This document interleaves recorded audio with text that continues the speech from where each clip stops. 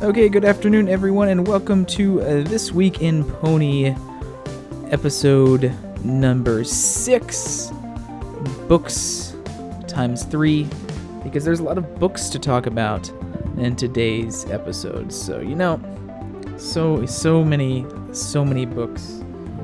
Twilight is excited about that.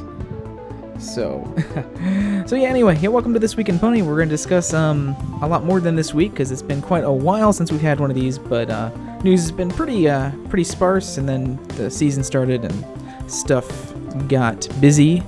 But yeah, I got a lot to talk about, so we'll be talking about quite a bit today, a lot of stuff that we missed the past couple months here, so a lot of the stuff is going to be maybe old news, but it's still kind of maybe worth discussing, as well as some new stuff that continuously kind of came out this past week while I was trying to put the show together. So, do have a lot to talk about, so we'll kind of not waste much time getting into it. I'm Rain Shadow here, and I've just got some other people on the call if they want to introduce themselves. What's up, everyone? It's Mr. Ben. How y'all doing today? This is Jay Smith. And this is Matt the Shadow Man. And so yeah, there we go. Let's get that changed over. And so without further ado, here we'll kind of get into our top stories here. So we'll start off, of course, with our top story here, the Pony Express. And yeah, gonna have a little bit of a spoiler warning for these things going ahead. This first thing we'll be discussing today in the Pony Express here is a little bit more of a spoiler warning than the others. We'll be talking about some of the titles and synopsis.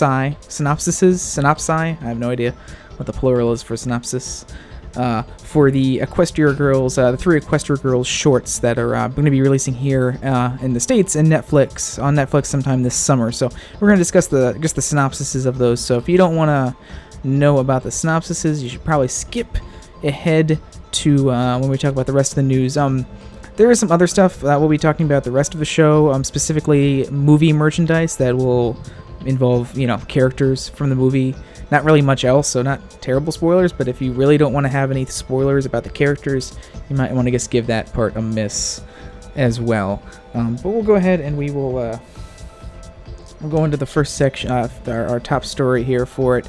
And again, yep, that is the titles and synopsises have been revealed or released by Shout Factory, and I should actually probably pull up the website there so I can read them. So, Shout Factory's website has given out the titles and synopsises of the 3 Equestria Girls specials that are set to premiere this summer on Netflix. So, the title of these 3 specials, there was a little bit of a continuity, a similarity between the 3 titles of Dance Magic, Movie Magic, and Mirror Magic about them. So a lot of magic involved. Dance Magic you'll recognize as one of the songs that was on the album for Friendship Games, I believe, and just really had nothing to do with anything. It was just kind of a bonus song on that.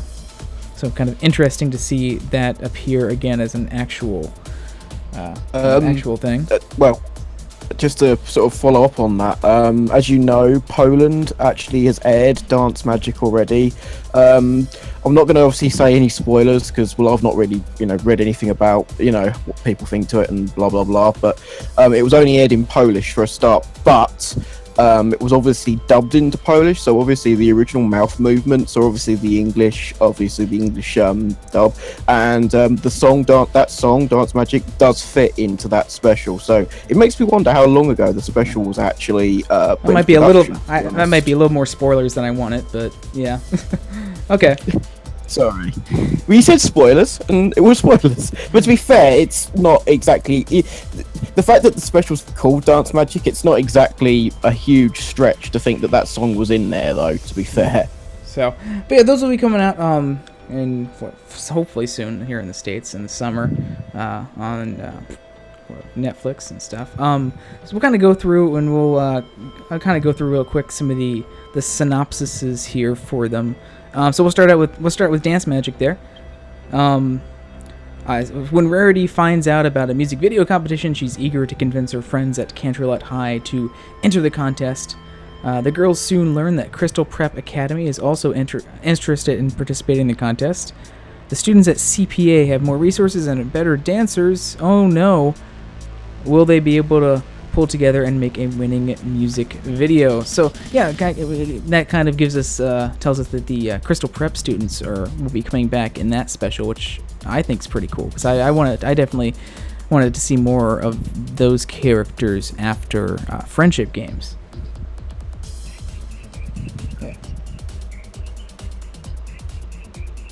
I mean, the fact that the Dance Magic song from the obviously Friendship Games soundtrack mentions Crystal Prep in it, I suppose that it does make me wonder how long ago this special was actually in production.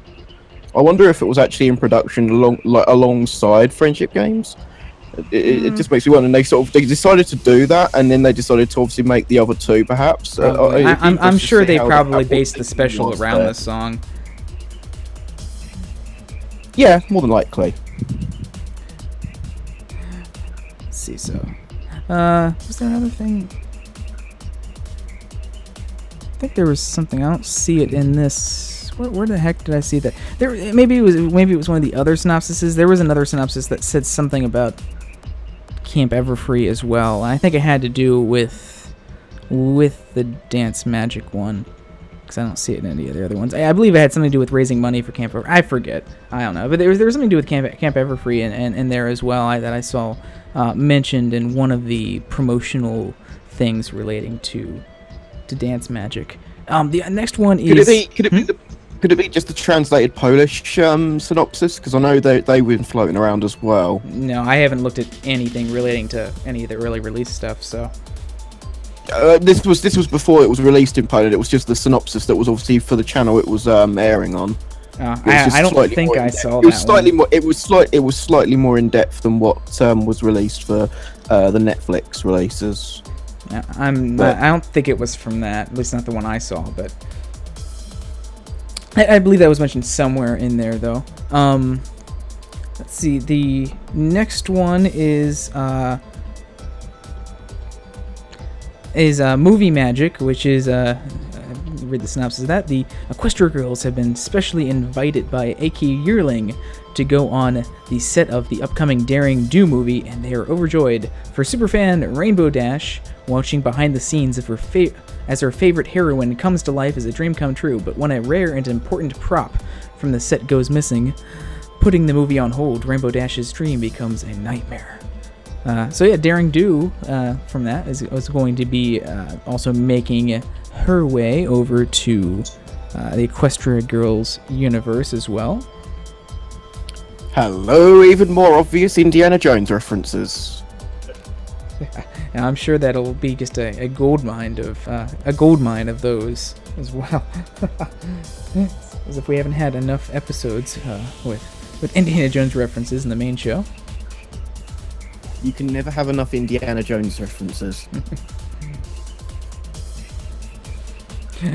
I will say I have seen the artwork of Daring Do, and I'm not a big fan of it.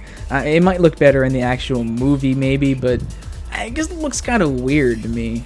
Most of the other characters in the show and the Equestria Girls universe, even like Celestia and stuff, never really looked as off as some other people have, at least to me, as some other people have said. But for some reason, that one hers just looks really weird.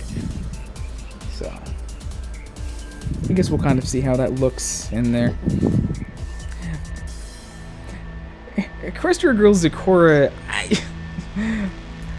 I don't know how they can make that character look even... Yeah, well, I guess that's the first thing, because technically not a pony. You know, being a zebra, she's not. I mean, she's like related to a pony. So perhaps she might be a chimpanzee. And I'm not bringing race into this, but in terms of skin color in this pony universe, it's be a little bit weird in terms of her kind of black and white stripes, unlike a more humanized character. I just want to see, just to see how they'd pull it off. That's the only reason.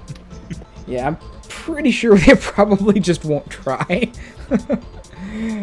I mean, if they do, they'd probably just make a human that's colorized similar to how she is in the show. I mean, if they ever did. But that's the problem, is that her colors are black and white stripes. It's like, or is it like black and white, or like black and brown, or something, or white and Well, brown, or something like she's that. just zebra colors, basically. So yeah, black and white. Which The only which thing would I be could- really I could weird on a think humanoid. how they would do that. The only reason I would think they would be able to do that is if she's like totally covered with tattoos somehow. Which would be really interesting. I'm now imagining her as a biker chick. Oh god. Who speaks in rhyme? Yeah. Yeah. Make it happen. And then I guess finally, the final one, Mirror Magic, which is probably the most ambiguous from the title, but from the synopsis is one of the most interesting. I'll go ahead and read that. As the pages in her journal run out, there's only one thing for Sunset Shimmer to do: return to Equestria and get a new journal. There, she meets Starlight Glimmer and agrees to bring her back to experience life at Canterlot High. But while Sunset was away, revenge-seeking Juniper Montage finds a beautiful hand mirror and enchant it with equestrian magic. Not only can it provide a window into another land, but if you push the right button, it can also make things disappear into limbo, trapped between two realms. So, commence certain portions of the fandom freaking out over multiple things in this synopsis. Well, I was just gonna say it sounds a bit like the beginning of the third Matrix film when Neo gets stuck in limbo. I mean, sorry, mobile. Sorry, you know, because that's so subtle, that film.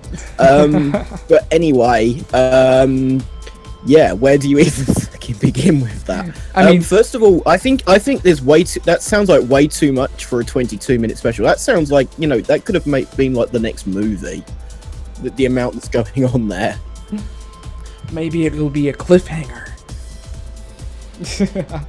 maybe it'll tie into this season 7 for all we know. Well, the two big freak out moments are the fact that Sunset's heading back to Equestria and Starlight is just in it. Yep. Okay, Starlight in anything causes the fandom to freak out now for some reason. Pretty much, not just that. It's crossover between the two series, which rubs a lot of people the wrong way. And then yeah, Starlight. Like then the people that thought maybe like they were at least safe from her in Equestria Girls. Well, too bad. I hope this one's written by Megan. It'll just be like a huge middle finger. It's like, fuck you, I created this. This is canon now.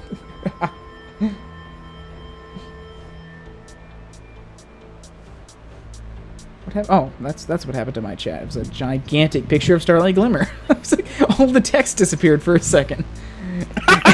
And then all of a sudden, move out of the fucking way. It's Starlight Glimmer. It took like 2 seconds for the image to load. That's basically the hater's opinion of Starlight Glimmer. It's like, oh shit, I can't see anything for the wood for the trees. All I can see is Starlight Glimmer just because her name has appeared in the synopsis. Your whole fucking life is ruined.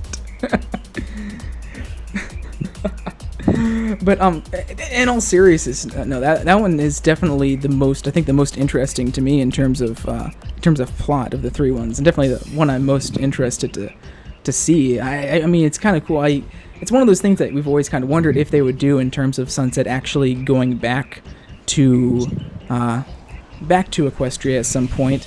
I know it was kind of supposed to be a plot point, like kind of like a B plot point in Equestria games, but it was dropped. If you've ever seen the deleted scenes or the deleted song or deleted version of the song on the DVD or Blu-ray, which if you haven't, I recommend because it's really cool. It was originally supposed to be kind of a plot point of Sunset, like not really sure what her purpose was there, and wondering if she should go back to Equestria, etc. But they dropped that, so kind of cool to see that sort of revisited here, and and throwing Starlight into the mix and having her come to the other alternate universe is kind of like, we're gonna have the Twilight clones. We need all of them. Where's Moondancer? But bring Starlight into it. Now that's kind of out of left field for me. I wasn't really expecting that. So I guess love. It's like I guess love the yo, Doug, we heard you hate Equestria Girls and Starlight Glimmer, so boom, Let's put them put together. them together. And but hey, we'll throw a bone for you. You've always wanted Sunset to come back to Equestria, so you get that. So No, you didn't. That's a fair deal, isn't it? Wait a second. But yeah, that's definitely going to be interesting. Yeah. Technotron brings up something I've been wondering is like Starlight meeting Equestria Girls Trixie, and of course they don't know each other. What I'm also really interested in, and this goes to Matt's point that about it. Too bad it's just a 22-minute special. Is that I'm wondering if Sunset will she have any interaction with Celestia while she's back in that? I mean, it's kind of getting to the point where you're kind of again trying to maybe do too much in that time frame, but it's still something that I think would be kind of cool to see in terms of those two, because they obviously haven't seen each other since Sunset ran away into the mirror. So.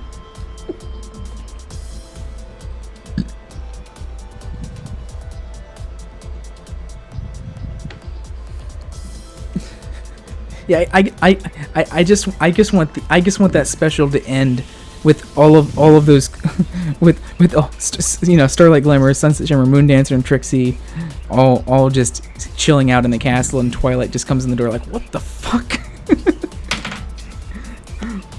It's a coup. It's like I'm Spartacus, but instead they're all saying I'm Twilight Sparkle.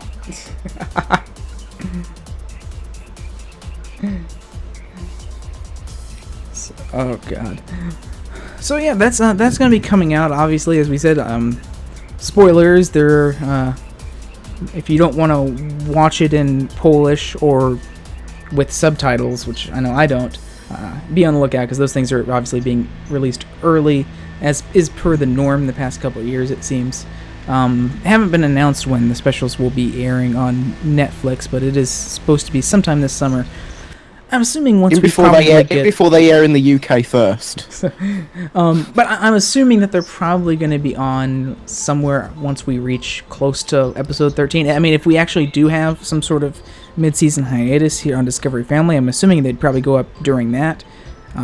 If we don't, then it's probably sometime during the middle of the season. As far as we're aware, Canada is airing, at least all the way up to like episode 20, I believe. It's went crazy. So no, they're airing the whole season nonstop. Yeah, which I still don't know how that's possible, because I had the feeling that they were still working on season 7 at the moment. So it'll be like to the point where they'll probably be like just finishing an episode before it shows there. So I don't know. I mean, they usually work on it into July. So but yeah. When July will come and they'll be completely done with the whole series. Maybe not. But yeah, anyway, that'll be coming here. If you wanna hold out and watch it with some of the rest of us in English, that'll be coming out sometime in summer on Netflix there. It'll definitely be before the movie. Let's just say that. Oh yeah, well, that movie isn't until fall. So we'll go on to a little bit more show news here. This was a little bit of an old news, but I kept it in there anyway, because why not? If you didn't see, The Legend of Everfree was nominated for a Daytime Emmy for its opening title song, cleverly titled Legend of Everfree. Before something from DreamWorks beats it. Well, good news, it didn't happen. Bad news is it still didn't win. This is the first. There's a surprise. Yeah, big surprise there. This is actually the first Equestria Girls content that's been nominated for an Emmy. I actually wasn't sure if it was able to be nominated for an Emmy, just because the nature of some of these things, especially this one with it on Netflix. But yep, it was nominated for Emmy. So this is MLP's 4th song that has been nominated, and Ingram's 5th song, because he had one that from Little's Pet Shop as well one year. That was nominated. Unfortunately, it did lose. It lost to a song by Perry Grip from Disney's The 7D, which is, yeah. It's better than the freaking King Julian song that won last Total year. Total Bromance, best song ever. I still can't believe that beat fucking The Magic Inside. That is Oh just my an God. absolute travesty. That's the worst. That's the worst thing. But tis the nature of these things where, people vote on it, and not everyone who's, all the people that are voting probably aren't very familiar with every single thing. So a lot of times some of the bigger names just tend to lose, especially in these smaller categories that are more just for best song. But you or best surely, animation and stuff. if you're a judging panel, you should have at least heard each of the songs once. Well, see, that's the come difference. on. That's the difference. These aren't voted on by judging panels. These are voted on by, members of the, other people in the field, and all things. Yeah. Which is the same problem that the Oscars have, really. The judging panel selects the nominations. So the fact that, MLP's been nominated 4 times for this, the judging panel actually believes it's worthy of being on the list. Yeah, at least. Yeah, so I think that speaks numbers that it's been nominated that many times, and including Littlest Pet Shop 5 times for him. So that's still a pretty big honor to be nominated that much in a span of 7 years here. Not even 7, like 6 years in terms of award season time. So, but yeah, since the voting, I doubt everyone who votes actually listens to everything. That's the only thing. It's the only thing I can think of why that freaking King Julian song would win over Pony and a couple of the other songs that were nominated that were noticeably better. Year, a lot of DreamWorks stuff won. Yeah. So yeah. Yeah. But yeah, still kind of cool that it was nominated, and cool that Equestria Girls thing was nominated, because I'd never expect to see anything Equestria Girls nominated for anything. So. It's technically eligible because it aired on Netflix first, but like I say, a lot of the shows that are on the daytime Emmys are actually Netflix shows now. So let's see. We'll go on to the next thing. One more piece of show news for today. Sort of kind of show news, not maybe totally show news, but Hasbro will actually be having an official panel at BookCon, which is apparently a thing. BookCon 2017, and they'll be having a panel on the My Little Pony the movie books, the prequel books that they'll be having. So they'll be discussing those prequel books as well as the prequel comics there. In attendance at the panel will be Andrea Libman and Ashley Ball, as well as Michael Kelly, who is the Hasbro head of global publishing, Mary Kate Goddett, who is the executive editor of Little Brown Books, who publishes the book series for MLP, and Bobby Curnow, who of course is the editor of IDW. So they'll all be there at that panel at BookCon to discuss the book and comic tie-ins to the movie that will be coming out, and I believe those books will be coming out in between August and September for those. Which is kind of cool. It's kind of like one thing that I didn't expect to happen. Definitely Twilight's favorite con. Yeah. Yeah. In terms of what Matt was saying about 7D, yeah, I tried to watch because some of the talent involved got me interested, but I think it was really held back because I think it was originally supposed to be on Disney Junior. Yeah, it was a Disney Junior show, and then it ended up being on Disney XD, and it just ended up being a very confusing mess, basically. Yeah, it could have been something better, but I think the Disney Junior thing kind of held it back just because of the age, the age group of that. So it was kind of developed for maybe a little bit younger audience than it should have been. And then it was shown on Disney XD, which makes no sense Yeah, whatsoever. yeah. I mean, give the Lion Guard, at least it was built from the ground up for little kids. I still don't think it's very good, even with that low barrier to entry. But it seems weird that really perhaps 7D should have really stayed as a Disney Junior show, and the Lion Guard perhaps should have actually been a bit more action orientated and been more for older kids. So. But we'll never know, sadly. Mercury still can't animate 4-legged animals regardless, though, so fuck it. Good thing the ducks are 2-legged. Yeah. Yeah, to be fair, if it looks anything like, if DuckTales looks anything like the Mickey Mouse shorts, which they do, then, it's going to be fine. it looks like it has a very similar look. Like, it has that kind of comic book sort of look that the Mickey shorts did. So, yeah, I'm looking forward to that.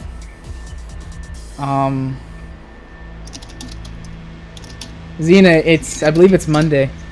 I don't think Xena knows what day it is. Well, she's been playing Zelda Breath of the Wild, so she's probably lost track of time. She's lost track of time. Actually, she said she was at Never Free West weekend, so yeah. Let's see. So that is it for. I believe that's it for the show news here. So we'll go on and we'll head to the merchandise news here, and we'll start off with a lot of the My Little Pony movie stuff. That a lot of this is My Little Pony movie stuff as we get into that season here. So the first one here is the movie prequel book, which, if you didn't know, the movie was getting a prequel book, not a novelization of the movie, but an actual prequel to the movie. Is this because I'm getting really confused with all this. Is this a prequel novel, or is this the prequel comics that IDW are doing? No, this is the book. Because there are two different things. I would say comic if it was comic. This is the book, the book. A prequel novel, basically. Then, yeah. So that not much information here, but it is noteworthy because it did receive the new cover here, which is really cool. Again, with that, show style, and I just really love this because look at all the characters, how many characters they managed to cram into this cover and still make it look fairly appealing. And of course they're all in the show style and not really like stock poses or anything like that, which I really love. And it might be a little hard to see on the stream, but if you look in the very bottom left corner there, Rarity has just the most I don't give a fuck about what's going on look on her face that I've ever seen. And it's really just gotta hate. Yeah. She's just like, I'm not having any of this shit that's going on this cover. I just love the meeting that would have went along with this thing. So which of the characters from the movie do you want on this cover then? All of them.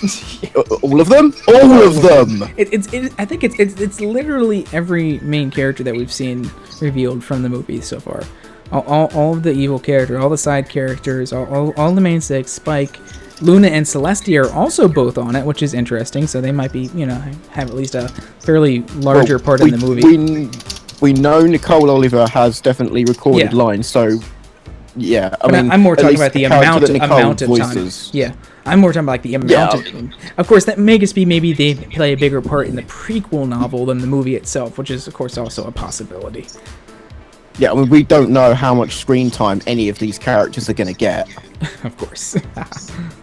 But Starlight Glimmer just takes over the whole movie. Surprise, motherfuckers! The true main character. It'll be the most out of left field surprise ever. Given all the screen time she's getting this season, why not?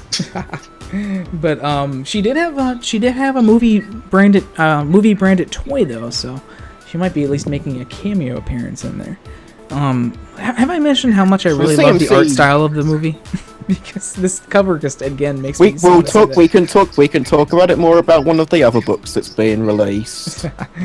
So yeah, this one here, this book here is going to be releasing on September 17th. I do have it pre-ordered already.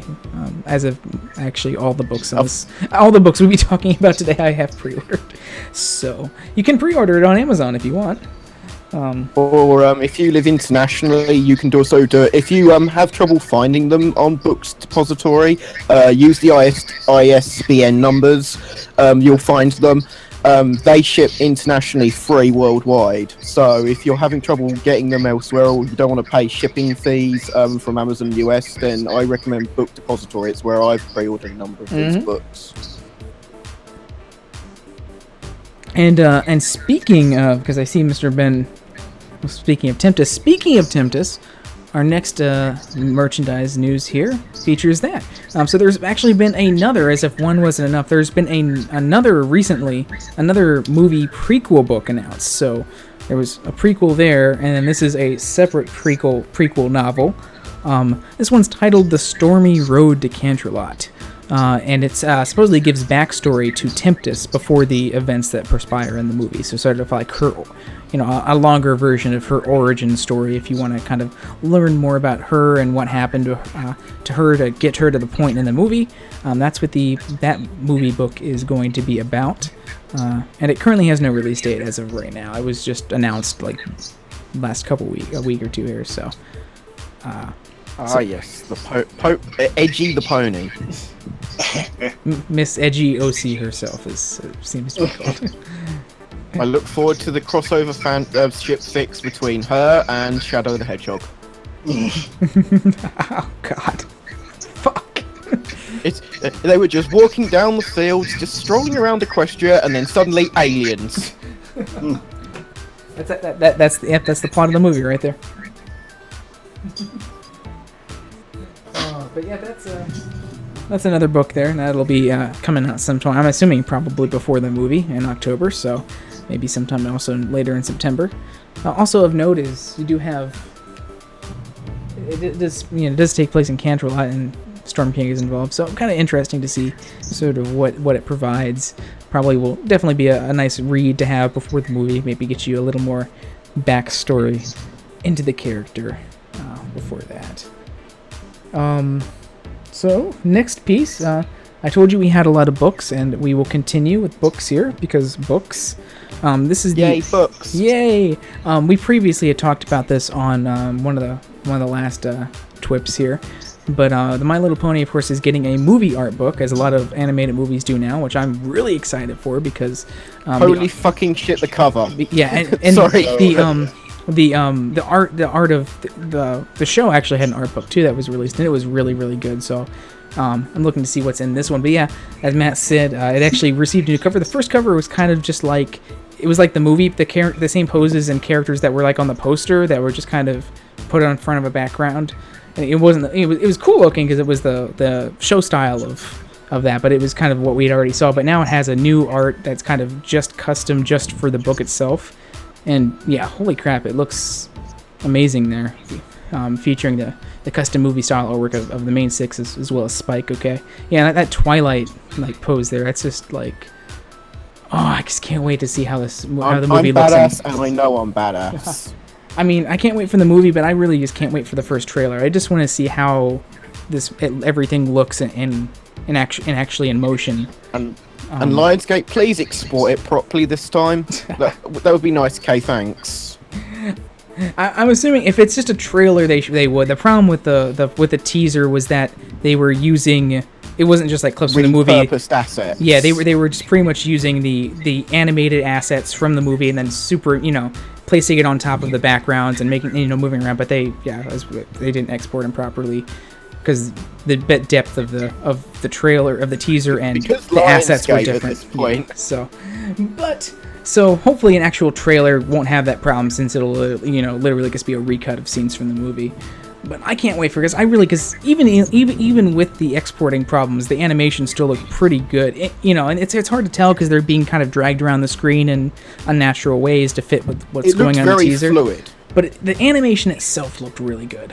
So I'm looking forward to that, and just again the poses on here, the Twilight Rainbow Dash flying with his huge wings, and Applejack and Fluttershy there in the background. Just all I am going to say though, Rain, I still think it's going to end up being bookended in the trailers before the Emoji Movie, because it comes out 2 days.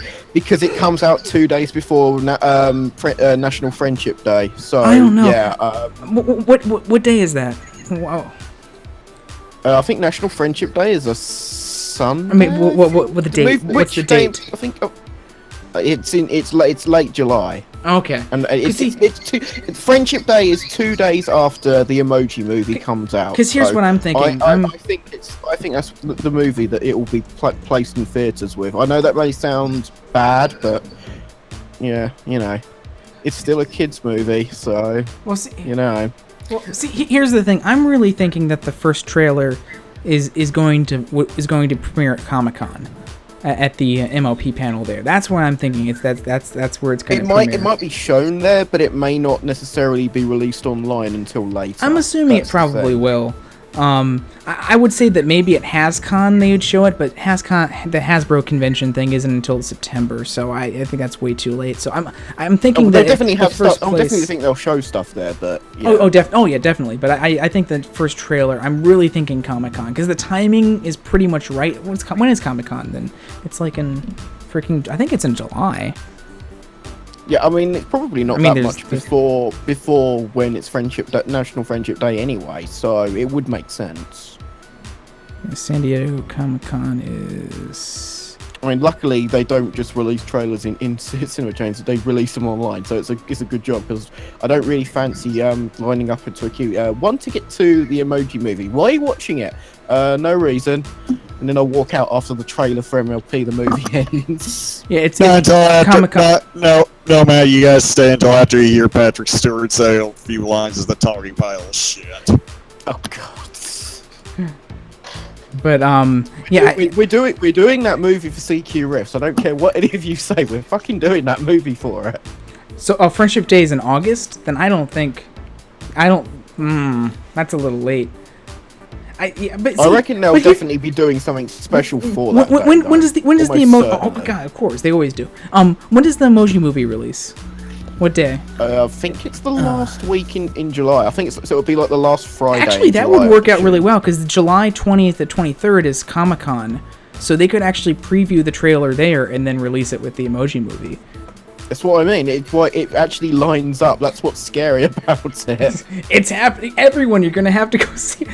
Don't worry, everyone. They usually post the trailers online the same day. But what if they don't? But one advantage of going to actually see that movie, you'll be able to hear and see how it looks on the cinema screen, though. So and then you'll be able to hear and see how Patrick Stewart looks as talking as a steaming pile of shit. As a talking piece of shit. Yes. So yeah, I'm beginning to agree with you there, man. Especially with Comic-Con, because I'm really thinking Comic-Con is where they're going to premiere the first trailer, and with that coming out so soon after that, it would make sense. And it's an animated movie, so. Yeah, I was just looking it up. July 20th to 23rd is the San Diego Comic-Con. I was looking something up because it said to me that the Comic-Con was October 5th through 8th, but that's for the New York Comic-Con. Yeah, so. Yeah. And Radio Dog 132 in chat just mentioned that the Emoji Movie comes out July 28th, so it does line up rather worryingly well. Mark your calendars. Buy your tickets early. That movie's going to be sold out. And then everyone's going to leave right after the trailers. I do wonder when we'll be getting the trailers shown here in the UK, because whilst the MLP the movie is due out October 6th in America, it's not due out till the end of October here in the UK. I believe it's something like the 23rd or something. Really, that late? It's wow. Yeah. Well, Australia isn't getting it till early November, so... Yeah, I saw that. I forgot. I thought it wasn't that big of a gap, but I forgot the movie is releasing here early October. I think Frozen was shown like a month after it was shown in America here in the UK. It's not unusual for American films to take a little bit longer to come to the UK. Well, they have to do all that Star Wars came out the same day, so it's not like they can't fucking do it. They have to do all that. They have to do all that redubbing for you all over there, so it takes some time. Not redubbed. They've got to give Twilight that British accent, so it's gonna. No, they just got to dub out the word cider or juice. Buy some apples. Oh god. Okay, moving on. The next piece. We got more merchandise coming up here, and guess what, everyone? It's a book. More books. Hope you like reading. So, as you know, I'm hoping most people have read or seen the first Elements of Harmony book that came out. It was really cool. It came out a few years ago. It was written by Amy Keating Rogers, of course, so definitely really cool. Well, that book is getting a sequel, Elements of Harmony Volume 2. That's coming, it's supposed to become... there's the date, June 6th. Do we know who the writer is for this book? Yes, it's a writer that had written some other stuff for the show as well. I mean, for the show. Not for the show, for some other books for the show. Books related to MLP. I forget his name. Okay, cool. I can pull it up because it's on my... I have a link here on my show notes. But yeah, that's... oh, shit! Yeah, I could only hope. It's going to cover seasons 4 through 6, so everything up to last season of it. it's kind of a guidebook, so it'll have, you know, episode summaries and character sketches. The original one had some pretty cool stuff in it as well, so I'm kind of interested to see what this one includes. It's written by Brandon T. Snyder, which I'm pretty sure has written... Please don't be related to Zack Snyder. That's what he wrote. He wrote the, No, I'm wrong. I'm getting my books confused. I completely forgot this other book existed. Amy Keating Rogers didn't write the first Elements of Harmony book. She wrote the Journal of the Two Sisters book, which was different. Right, yes. There was the Elements of Harmony book, which I completely forgot existed, is a different book, which I believe I have. I do have it. And that first one was also written by Brandon T. Snyder. So. Oh well, so at least we know it's going to be just as good. Yeah. Hopefully. So I should hold on. Let me go get that book because I completely forget what it covered. Didn't that one have a forward from Lauren Faust? The first book, that is. I might be wrong. I might be getting my books mixed up. Okay, I have the book here. Yeah, I completely forgot these were two separate books because the Journal of Two Sisters covered just the letters in season 4, and then the actual Journal of the Two Pony Sisters. So yeah, here's the Elements of Harmony book. So yeah, this one has a lot of behind the scenes drawing. This is the first one here, had a lot of introduction into the show and like the development of the show. Has some, you know, sketches from Lauren Faust in it, character descriptions, location descriptions, interview with Lauren Faust in it, as well as episodes, summaries and sort of summaries and photos and whatnot of all the episodes from seasons 1. It's also the one that had the stuff 1 through 3, yeah. So that makes sense. 1 through 3 as well. What was it? Didn't it have a piece with Daniel Ingram as well? It might. Probably. I'm just kind of. I haven't read it for ages. So it was really nice though. I do remember. Yeah. That makes sense. This one covers seasons 1 through 3, so the new one's going to cover 4 through 6. I guess it's kind of cool because it does have a lot of artwork in here, both kind of still vector artwork from the episodes, and high quality, as well as, you know, kind of production sketches. Not anywhere near as good as the art book, which has a ton. If you don't have the freaking show art book, you need to get it because it has storyboards in it from the show and concept art and location art, and it's really beautiful. But yeah, so that was that book then. So that one will cover seasons 4 through 6 there, and that's where I recognize the name from.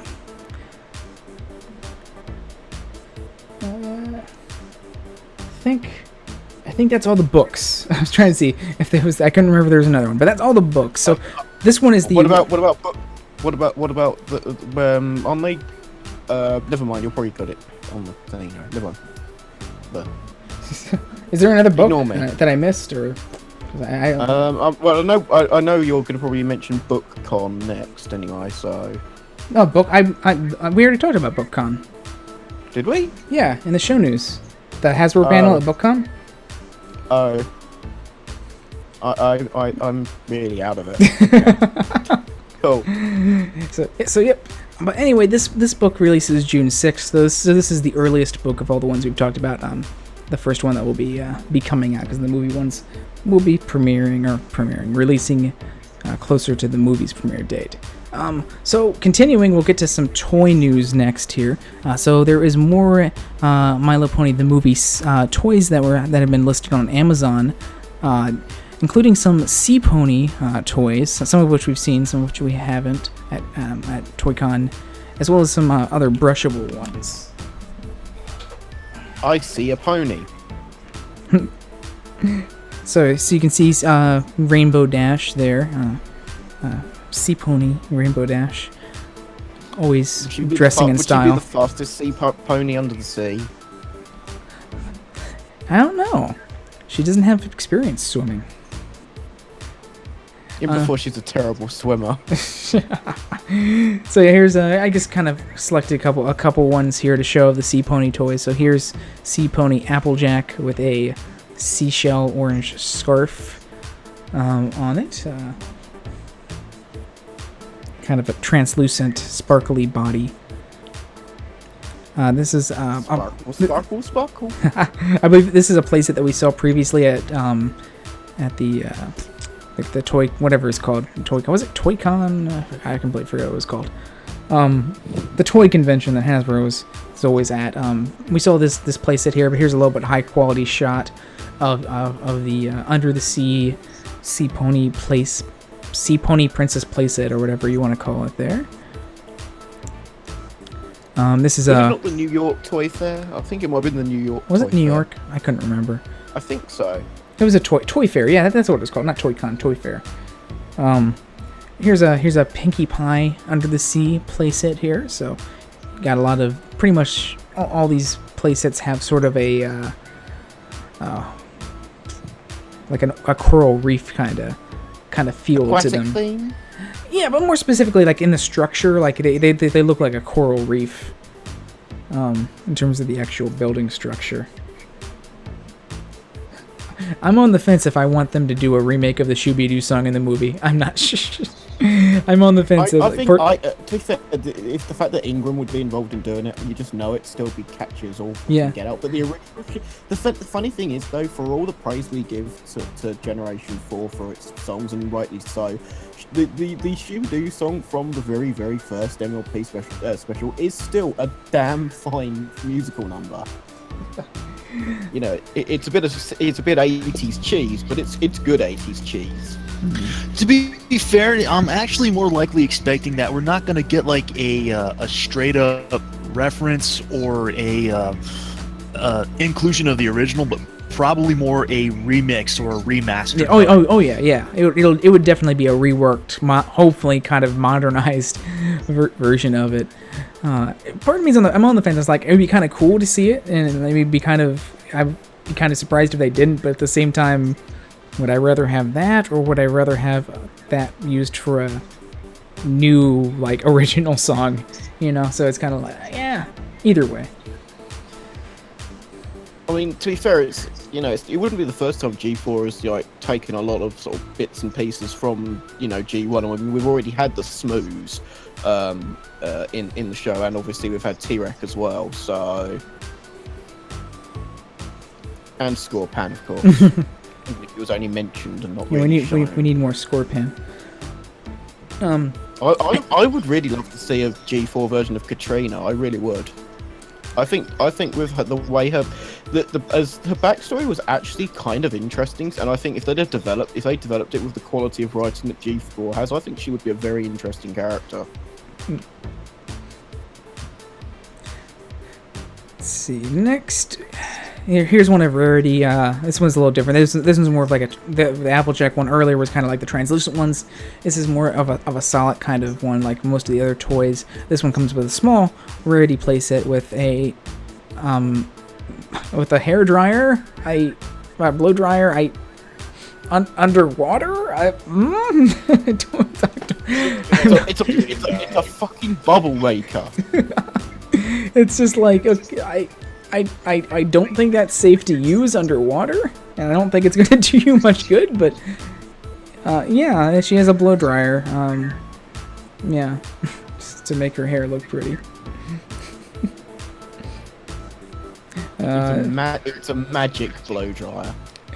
Here's one of those baby, if Baby Flurry Heart was enough for you, here's one of those kind of a few baby sea ponies that we saw previously in the toys. Here's a close-up of the one that actually didn't have its name covered up, Bubble Splash.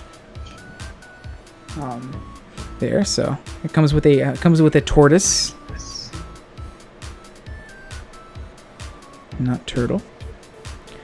Okay, now here's a non-movie one. This one's kind of cool. This is one of the non-movie toys. This is a new brushable, just standard line one. It's a Pinkie Pie, kind of a translucent Pinkie Pie, and other characters are available, but it has a battery and lights inside of it, and so when you give it a bro hoof, it lights up. So you can either bro hoof it with your hand, or you can bro hoof it with another one, and they'll kind of glow when you give the bro hoof. I love how the show is completely taking that on the bro hoof, and now it's actually being used in the toys. I actually really like that. It's nice. Nuclear horses. Equestria was never the same after the nuclear accident.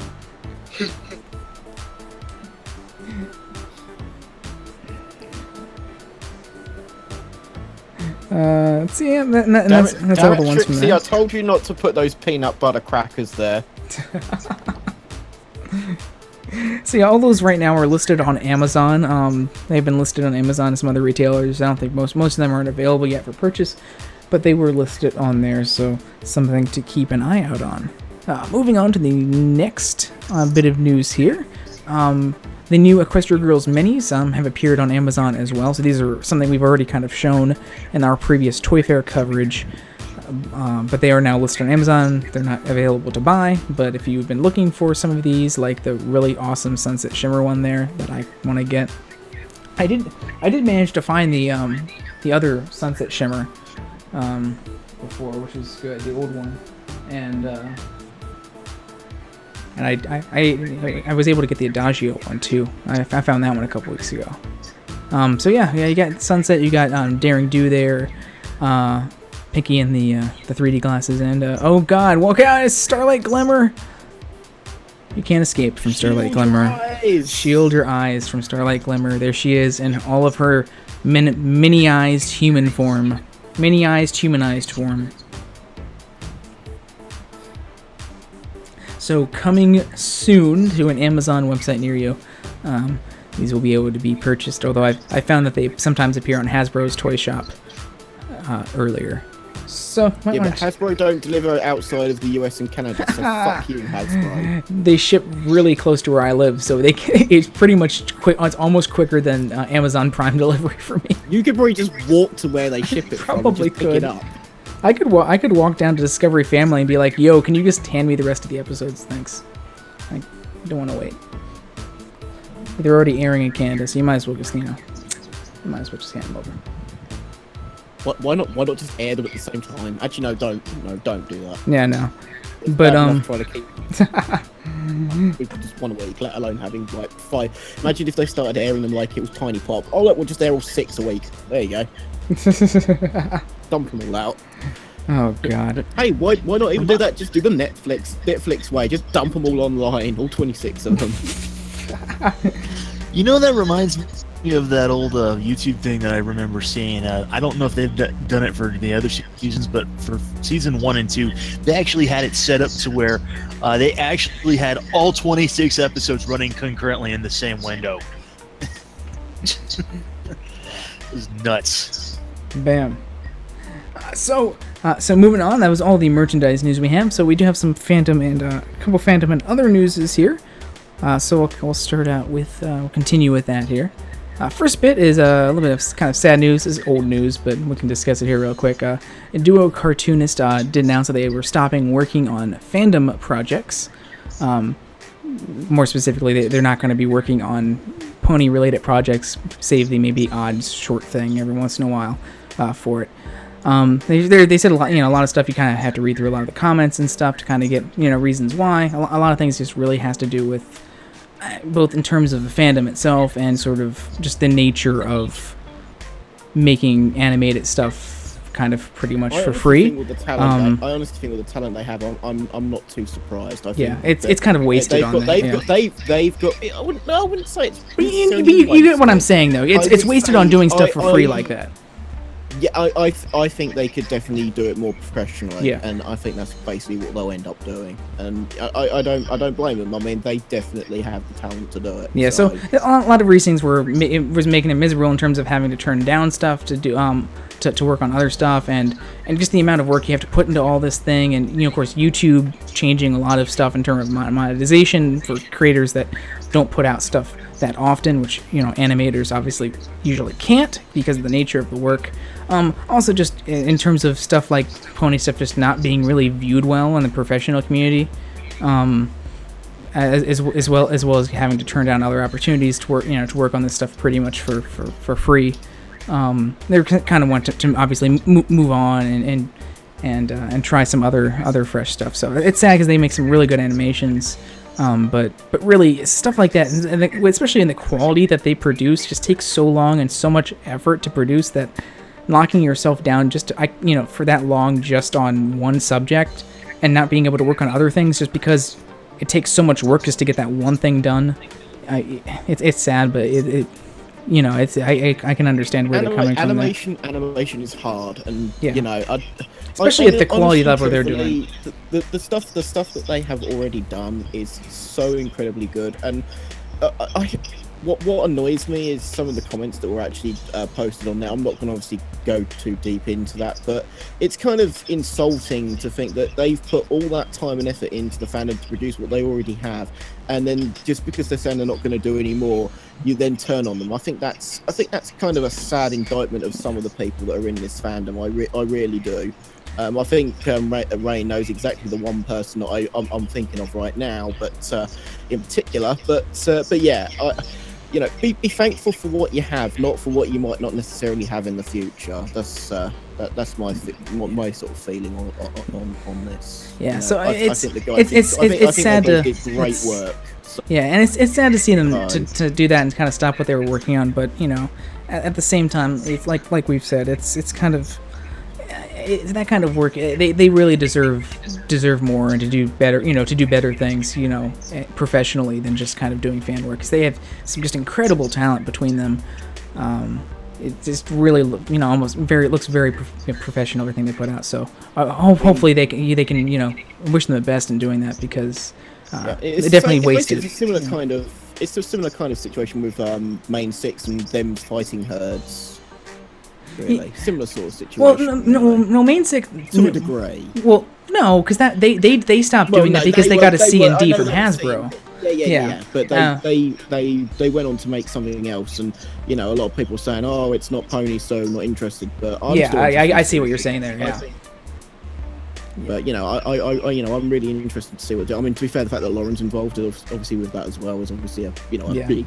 They're supposed to be releasing the backer version for that soon, so I can't wait to get my hands on that, because I did back that.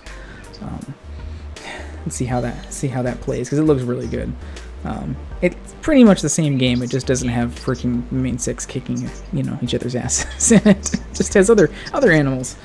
But yeah, it looks really fun. But yeah, you know, sad about Duo Cartoons, but you know, I'm really hoping they find some success, and maybe even some more professional work and stuff, because they definitely have the talent there for it.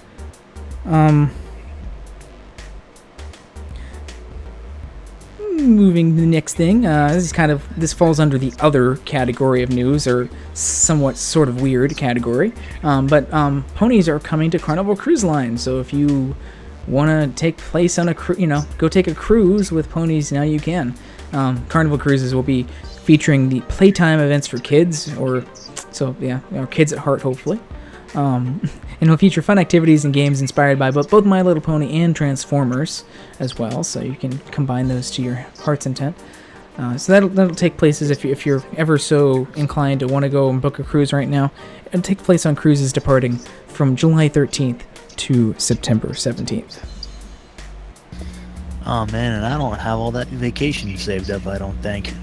Oh, dang it, Mr. Ben. You're just gonna have to go play with ponies in the bathtub as usual.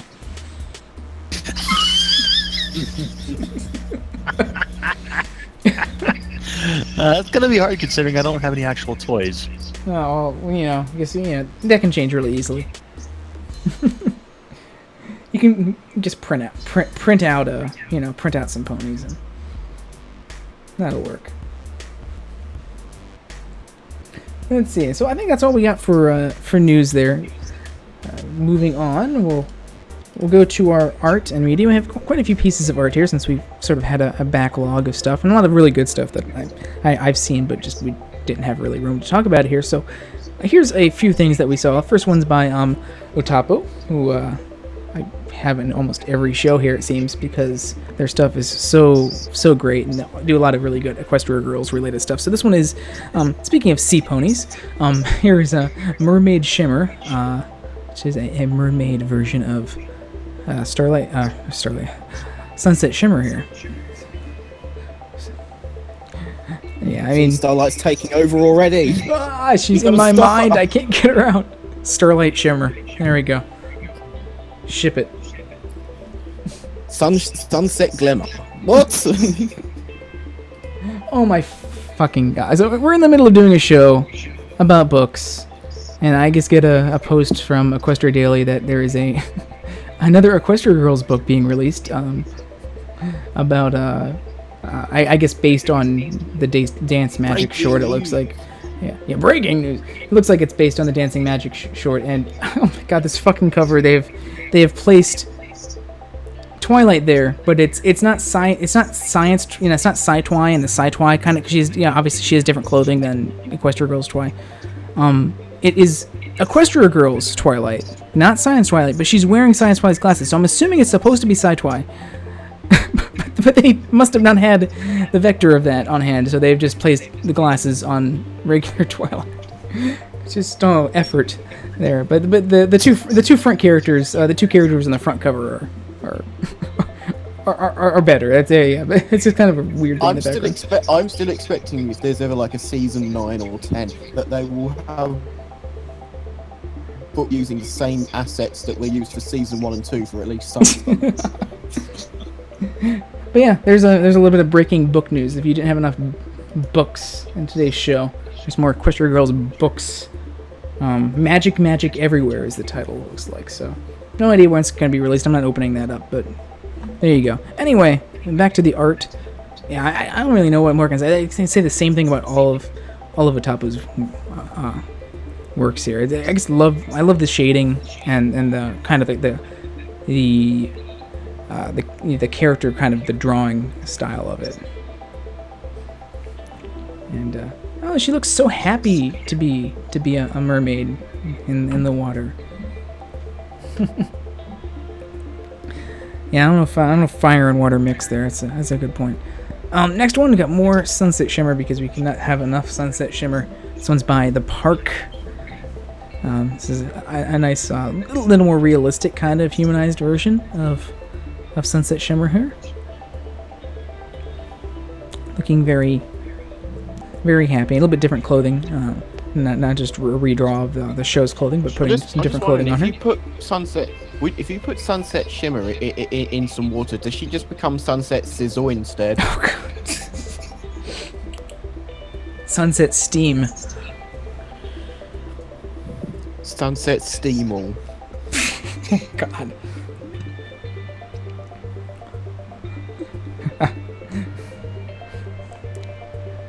don't know, something about the hair in this one I just really like. I really like it's kind of glows in it. I really like the hair in this one. Sunset Swimmer.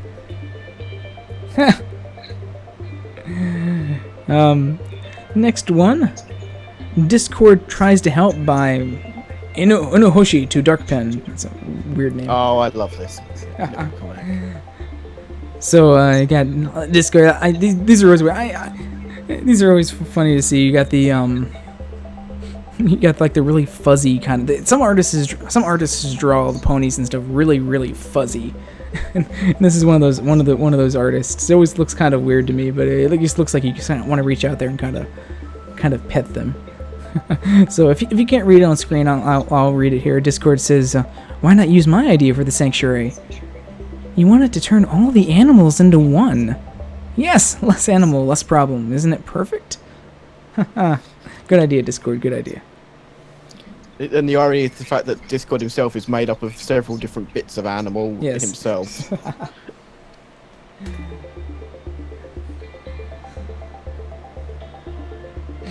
Yeah, so fuzzy. So fuzzy! It's so fuzzy!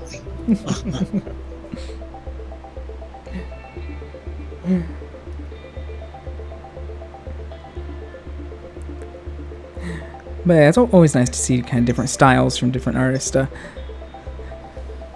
So I don't know if I've ever pronounced Tistra. Is it? I think it's Citra. Citra. I've never. As many times I've looked at their artwork, I've never actually tried to pronounce it out loud. So. It's Citra. The first T is silent. The T is silent, of course. Is it bad that the first time I heard of Citra was actually through a 1 hour pony mashup mix he did in is it DJ? I think it's called, not DJ. It's a Mac program. I can't think what it's called now though. Where you can also get it for like iPad and stuff like that. But anyway, That's actually how I first heard of him through a music mashup mix he did, not actually any of his art. I didn't even realize he was an artist until like a year later. So yeah, this is Gina Giraffe. This is a little bit more, obviously a little more recent here. Drawing of Fluttershy and Gina Giraffe here. Really like it. Kind of has a sort of like color pencil style, style to it. So.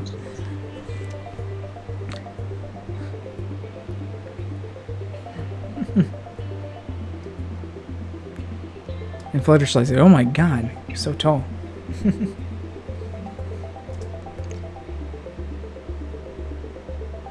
She likes him tall. That's why she's with Discord. Look how much taller than she is. Or look how much taller he is than her, I should say.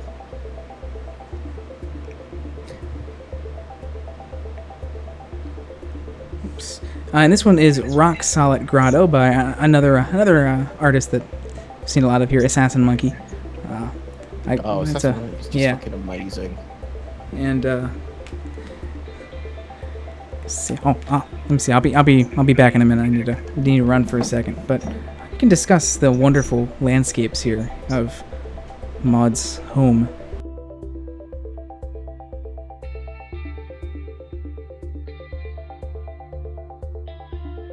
I do have to say that it does look really, really, really good. With it's just the detailing that Assassin Monkey always seems to manage to bring out from like scenes in the show. But I mean, it does help that the background for this actually looked really, really great in the show itself as well.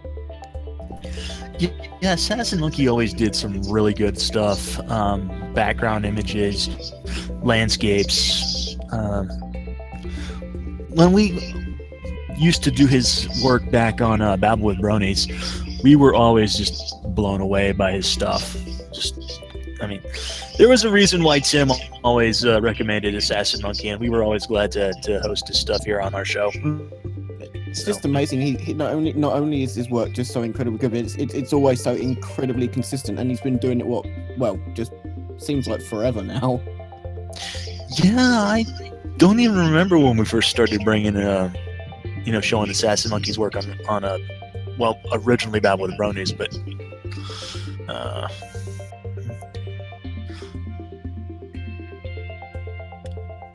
since 2013 apparently. So he's been at it for quite some time. It's crazy to think that I still can't believe that I'm going to have been in this fandom now for fucking 5 years this year. So fucking hell. It's scary. Time just goes by too freaking fast.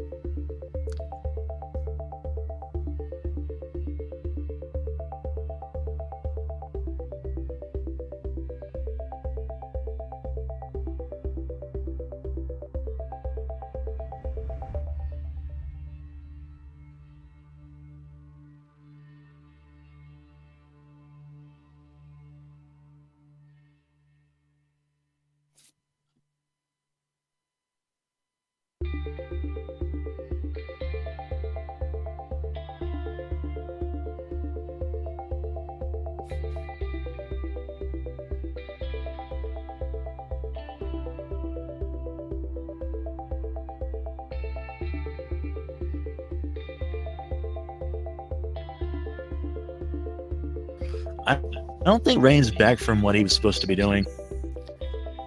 So if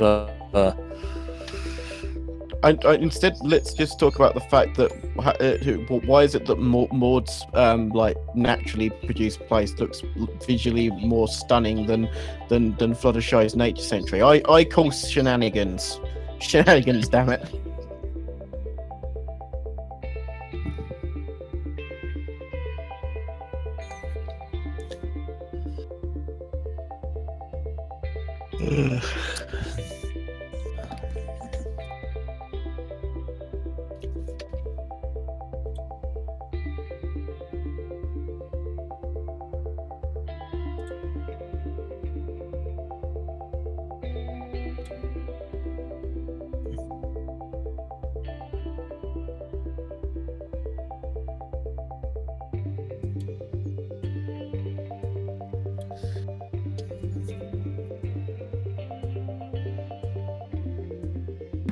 Okay, sorry about that. I'm back.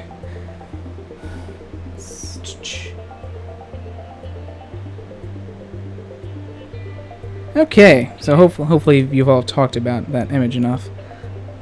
We can move on. I think I got... Nope, that's it. That was it. I thought there was one more, but that was the last one. So moving on to the viewer questions here. The question for everyone here today is, what is since we're obviously it's been a while since we've had the last episode here. So what does everyone's think of the of season 7 of My Little Pony so far? And I want to stress we are talking about episodes that have aired in the U.S. and not early in Canada, because some of us have not seen those yet.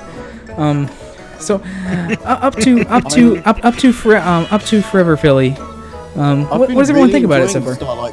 I've been really enjoying the Starlight Glimmer and Trixie show. Hey, we haven't seen him. We haven't seen him for a couple weeks now. Well, to be fair, we've she was last week. The first 2 episodes. What? No, she wasn't last week. So yeah, I forgot. Yeah, she appeared in last week's episode. She appears, but and she stole the show. I do find it funny that Kelly Sheridan is getting more voice roles on top of Starlight Glimmer now as well. She's taking over the show. But yeah, I've really liked it so far. I've liked the kind of direction they took it. I know a lot of people don't like it, but I do like how they are having more Starlight Glimmer in it and focusing more on her, even if she just kind of is in the background of some of the episodes. I think the opener was... I loved the different take of the opener without it being a two-parter. I really loved the first episode. Celestia was just Celestia in that was brilliant. Yeah. Especially just... Yeah, what I've loved so far about Season 7 is... Yeah, it seems a bit more grounded than some other seasons, and I'm not, to be fair, I think that this season is basically playing to the biggest strength that this show has had, and that's the slice of life stuff. As much as a lot of people miss things like, say, the season 4 finale, I think A, it makes it more special if they make it a very rare thing, and B, I always think the show has done the slice of life stuff just better. I honestly do, and. I really like how there's been so much continuity in this season. Perhaps the argument could be made that you could be a little lost if you've not watched some of the previous seasons, and there is some semblance of fact to that. But I think the episodes still hold up pretty well on their own. Yeah, I think for the most part, a lot of the continuity, it's sort of like it. If you know the continuity, if you're really familiar with the show, it supplements your enjoyment of it, but not having it doesn't hinder your enjoyment of it, It's kind of like, it's sort of like reading a prequel, like reading the prequel novel to the movie.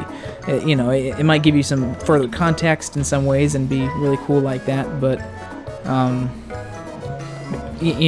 give you further background information, but not necessarily a requirement to enjoy it.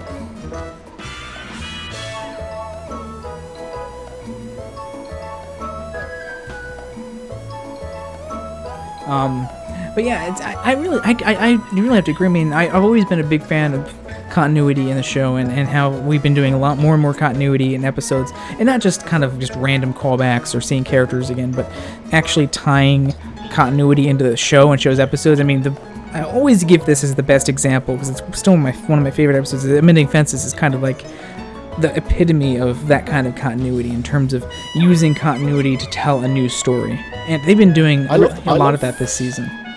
I love the last episode that aired where we see the dog Ripley, where we actually saw him in a previous episode as a puppy, and now we see him as a young adult dog. Yeah, both. I really love that. But yeah, both Ripley and I forget her name, but his owner. They both appeared in Philly Vanilli. Philly Vanilli, yeah.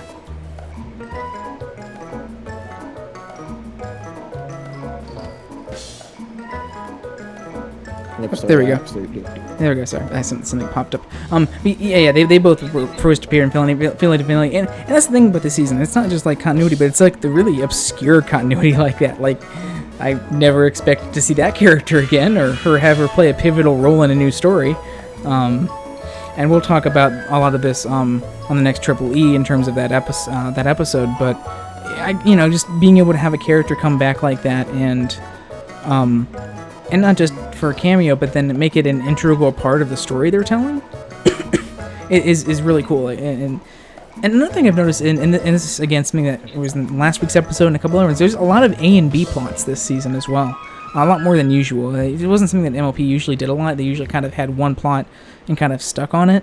Maybe cutting back to another thing shortly for gags, but this season has really had a lot more A and B plots, and like the last weekend's episode for their Forever Philly had one of those where it had the A plot and the B plot, and then they kind of came together in the end, much like the season 6 premiere. So I've been noticing a lot more of that too in the writing. And also the fact that all the writers in the show were not on this show before season 5. That's the other thing I was going to mention. It's like even the story editors, no one has so far this season has been. I mean, the only one you could perhaps argue was been involved at least with the franchise before then is Gillian Barrow, with the story. Yeah, books. but other than that, yeah. I mean. But I mean, yeah, and of course she didn't actually write for the show until season 5, so it's like. Can I mention the writer for the next episode? Is that too spoiler? No, go ahead. I can't believe that we're getting a writer from the last Avatar: The Last Airbender and the Legend of Korra and the relaunched Voltron. Yeah. Josh Hamilton. Yeah, Joshua Hamilton. Yeah.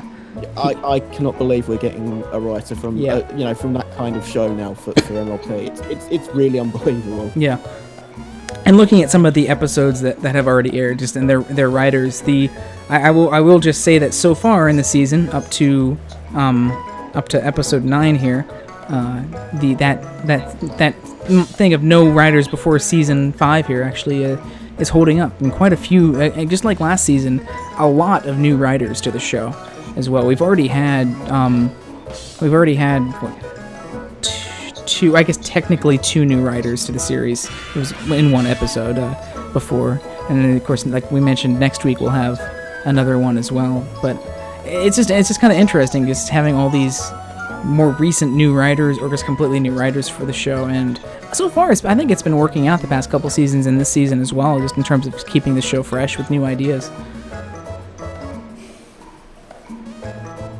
Yeah, I think overall, I've been really pleased with season 7 so far. I just really love a couple of things, both in terms, like we mentioned, the continuity, but I also think Joanne and Christine have been doing a lot of stuff like you've wanted to see this for a while, so here you go, sort of thing. And without getting into any future episode synopsises, it seems to be continuing in future episodes as well. But in terms of seeing Fluttershy having a life goal, you get to see more Maud, more Flurry Heart. We got to see a lot more of Starlight Glimmer. We got to see an episode that had a lot more focus on Celestia in it. I mean, so it's. I made another Trixie episode. With Trixie and Starlight, yep. So I definitely kind of like what they're bringing in terms of doing a lot of these things that really should, really have been, a lot of us have been waiting to do them to do for a while. So and we got to see the best thing ever. We got to see Starlight Glimmer and Princess Ember acting like total bros. It's what we always we all always have wanted. I've always wanted Princess Emma to act like Dippy Fresh. So I just didn't know it. It's what you've always wanted but didn't know. So yeah, I'm definitely looking forward to the rest of the season so far. So far this season, the show's after 7 years is still going strong. I think it's so. And again, like we've always said here, it just has a lot to do with both keeping it fresh in terms of production staff and also in writers, and also just kind of not being afraid to push the show forward and push characters and plot forward, and not being afraid to change stuff out to keep it fresh rather than just the same old bland stuff. Yeah, I mean, who'd have thought that Sweetyville would no longer like tiny little ice creams that she likes in the pillow. Oh, I can't wait to talk about that episode. So was Sweetyville and when she was a filly then given the size of that really tiny cup? streaming Joe about more on Wednesday. So, yep, so that just about does it for the show today. As always, if you have any news or fan works, you can submit them there to that short link there. It'll link you to our submit page on our Tumblr. Don't need an account, don't need a Tumblr account. If you don't want to touch Tumblr, you don't need a Tumblr account, but that's the easiest way to kind of get that content to us, especially fan works. If you see any good art or videos or anything like that you think we should talk about and feature here, that's the easiest thing. News, like I always say, news we can usually come by pretty easily. Fanworks takes a little more, because there's so much art out there, so much good art that if you know anyone that you want to see featured on the show, go ahead and submit a link to it or submit the art to it there. Make sure to, if you want to include who you are so we can credit you with submitting that. As well as if you have any questions you would like to ask us and the viewers here in our viewer questions segment, like we just had. If you have any questions, there's another link there, CQ Ask. Again, ask us a question through Tumblr, and who knows, we might feature that feature that question in our next show, whenever the hell that might be. So, we work on Valve time. yes. Hey, no, we've had more than 2 shows though, Matt. So we are better than Valve time. Yeah, but we're twice better.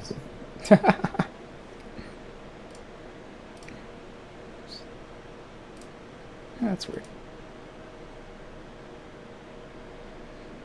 Trying to figure out. God, could you imagine? In fact, they announced a My Little Pony Friendship is Magic video game, and then you find out it's developed by Valve. It's like, fuck, it'll never come out.